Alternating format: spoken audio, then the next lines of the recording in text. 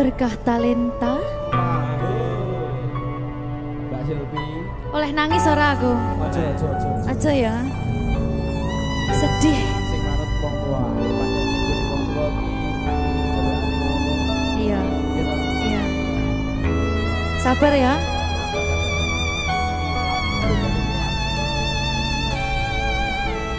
Tak ceritani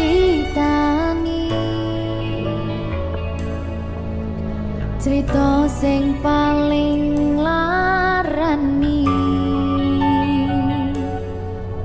nalika bapak lunga ninggalke keluarga nelongso nanging kudu tak terima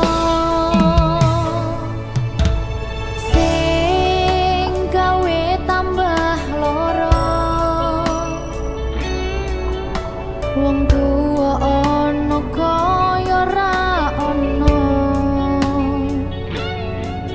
ngendi kasih sayangi sing kaya cah liyane bapak ibu bingung dewe-dewe